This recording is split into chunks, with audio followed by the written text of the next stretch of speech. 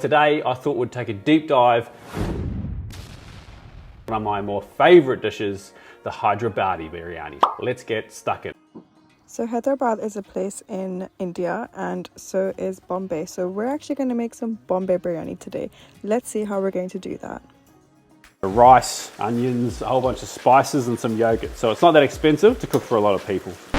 Okay, Chef Andy, if you say so, let's actually have a look then.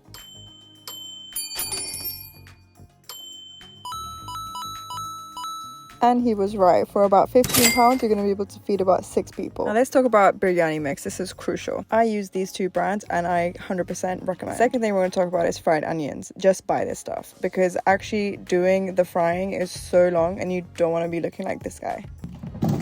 So let's get started. It's time to start getting our rice. Now, you want an aged basmati rice. Very important. Should be like a nice color like this, kind of goldeny brown almost. Nice long grain, and that's how we get those really nice singular grains at the end dish. So when it comes to rice, you need to make sure you get the right stuff. You need to go to your supermarket, go to the Asian section and pick a basmati rice that's Asian. Like it literally has to be Asian. Don't buy the supermarket own brand stuff because that stuff's not real.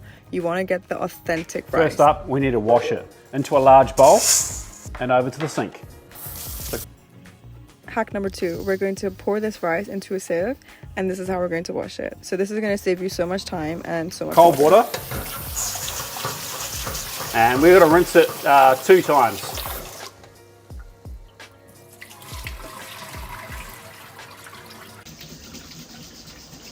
Okay, so he wants to wash it twice, but I'm literally just going to keep washing this until the water is running clear. The point of this is to wash out all the starch from the rice because the starch makes the rice super sticky and we don't want that. We want the grains of rice to be individual, independent, and not relying on anyone else. Once the rice is nice and clean, I'm going to just put it into a bowl and we're going to put a bit of water in there just to let it soak.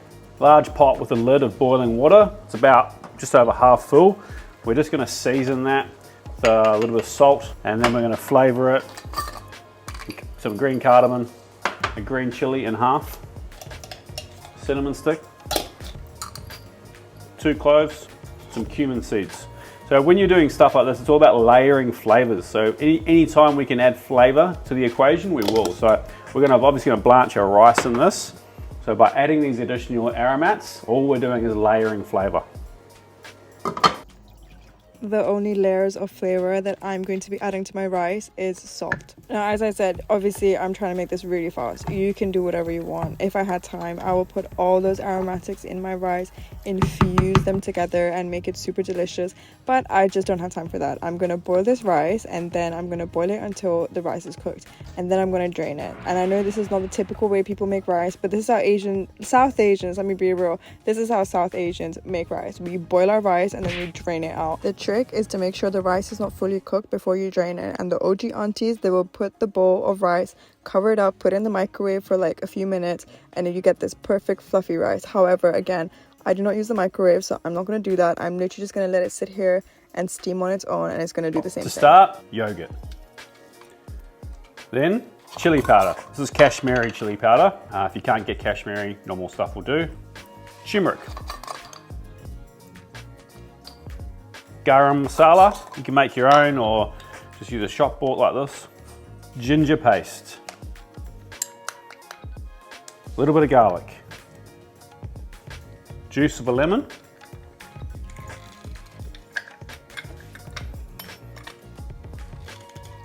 Green chili. Just simply slice, leave the seeds in. Cinnamon stick. Some green cardamom pods. We're gonna go, say, 6. We're gonna go 8, and we're just gonna lightly crush them. Cumin seeds. 4 cloves. Salt. And this is where we start layering in herbs. So I've got some mint, just roughly chopped. And of course, coriander. And last but definitely not least, about 1/3 or just more than 1/3 of our onions that we just fried up. Give that a good mix around. Make sure all the chicken is completely covered and your spices are evenly distributed. And then we're gonna marinate it. So you can marinate this for 24 hours in the fridge. You can marinate it for an hour, just at room temp if you really wanted to. But I suggest that you do it for at least 4 hours, if not 24 hours. But yeah, really work the chicken around because you want some of all those spices and everything to be nice and evenly distributed. Clean down your sides so that marinades all in there. Chuck the lid on and we'll pop it in the fridge for 4 hours.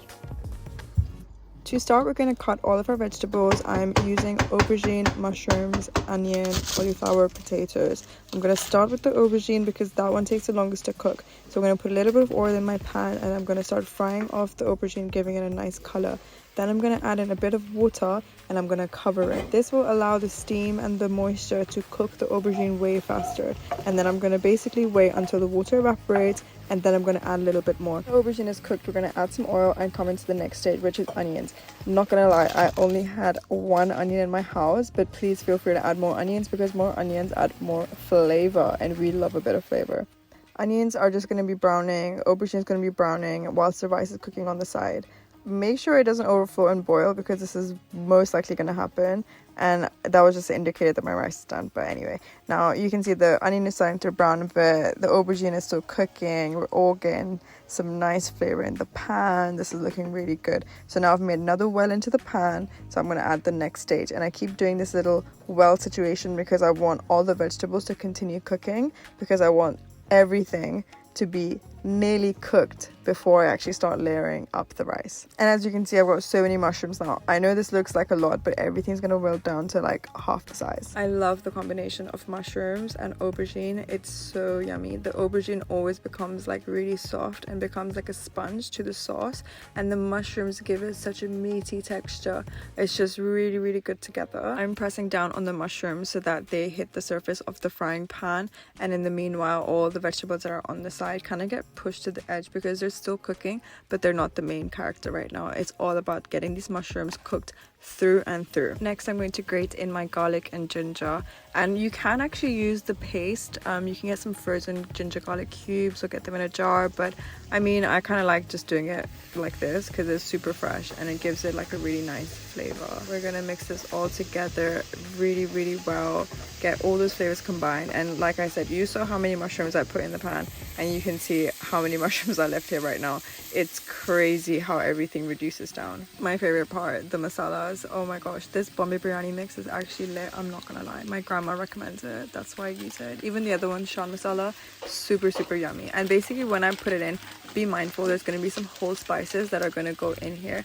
You don't want to eat them. So if it comes into your mouth, just kind of like put it to the side, because look at that cardamom, like, you know, things like this, like they saw another one fall in. No man, you don't want to eat these. They're not tasty. Some of them, obviously they're going to bring in loads and loads of flavor to the actual dish, but if you actually eat them, it's very intense. And also these spice mixtures are super spicy, so please do not put too much in. On the pack it says use half the pack. Please don't do that because half the pack is going to kill you. And now I'm going to add a combo of fresh tomato chopped up and tomato passata. The reason I do this is because the fresh tomato gives it this acidic flavor, and the passata gives it the consistency of a curry sauce. Next is my favorite thing ever, which is this stock pot thing. It's so yummy. It just kind of makes it look like I've been cooking this for hours and hours and hours when I really haven't. Next, I'm going to add in some boiled potatoes, and this is the reason we call it Bombay Biryani, because of the potatoes. And I had a bit of cauliflower lying around, so I kind of just chucked it in there as well because, you know, more veggies. So like I was saying, we're not here to cook the chicken, we're just here to kind of get it going, I guess. So I'm going to turn the heat off completely, and I'm going to pull out half of the chicken. So there's 6 big pieces in here. I'm going to pull out 3. A little bit of the gravy, not too much though. Okay, so we got 3 pieces left. We'll make sure they're spread evenly. Now we start layering. So we're gonna have 2 layers. So 2 layers of chicken, 2 layers of rice. Sorry, it's a bit chefy of me, but I'm just gonna clean up this pot. You probably don't need to do this, but we used to get told off if we didn't back when I was working for people in Europe. Nah, it's better. All right, now we've got a clean pot. We can continue on. So Sprinkle our rice. See a cinnamon stick in there, just leave it, doesn't matter. Oh, even the rice smells good, so fragrant. Just make sure it's nice and even. Okay, now add the chicken back in.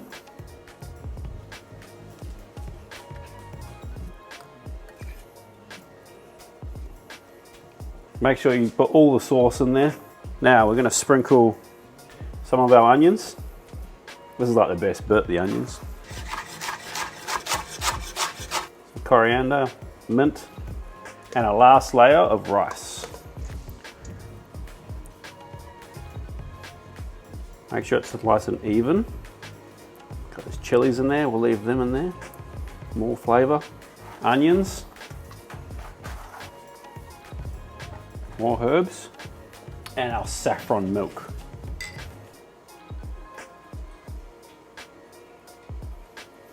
All right, it's time to seal this thing up. Lid on. So I accidentally forgot to press record and kind of missed out on the beginning of my layering, and I was so annoyed because honestly it was looking so good. But anyway, so it's like 2/3 of the curry are at the bottom, 2/3 of the rice are on top, and then the last third of curry and the last third of rice is gonna go on top because most of the heat is coming from the bottom. Okay, so the fried onion, guys, every single time you're gonna put a layer of your sauce and vegetables or your chicken, whichever one you want to do it, you're gonna add some fried onion to that, and then we're gonna cover it with rice. Spread the rice evenly all the way across because you want it to be nice even layers of curry, rice, curry, rice, curry, rice, or depending how big your pan is really, but the final layer needs to be rice and the bottom layer needs to be curry. Now I'm going to take the spoon, I'm going to take the back of the spoon, and I'm going to basically create holes into my dish. The reason we're going to do this is because when this is going to cook now, all the steam that's going to come from the bottom needs somewhere to escape to. Otherwise, it's going to create a big mushy mess, and we do not want that. I mean, you can just see all the steam coming out as soon as I made those holes, so you can see how important this is. Now, on our final layer of rice, we're going to add, obviously, our fried onion, our coriander, our mint, and then we're just going to wave goodbye because this is all just going to now do its thing. Finally, we're going to add the last layer of that crispy onion, that fresh coriander and mint, and we are now ready to eat this fabulous meal. This was my favorite dish growing up. I have been eating this my whole entire life.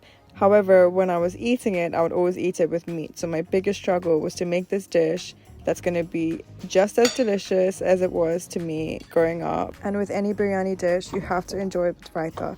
Raita is basically like this yogurt cooler that pairs really well against the spice of the biryani. I'm going to make the super simple one with just cucumber and yogurt, and we're going to add that extra level to it with some zira, which is basically black cumin seeds. And you can roast them if you want, but again, I CBA for that. I just want to make this super simple. It's super easy. You can put salt, green chilies, coriander, whatever you want in your raita.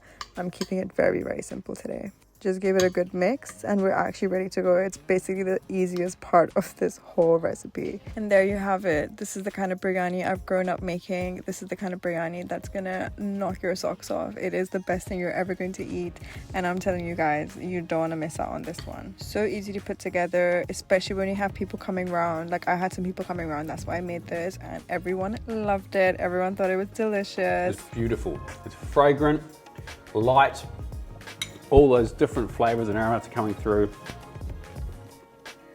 Your rice is perfectly cooked. The chicken's still nice and moist. No, this is one dish that's definitely worth the hype, and there's really good reason why it's loved all around the world. It's really not that tricky to pull together, and it's one of those things that you just get better and better at making the more you do it.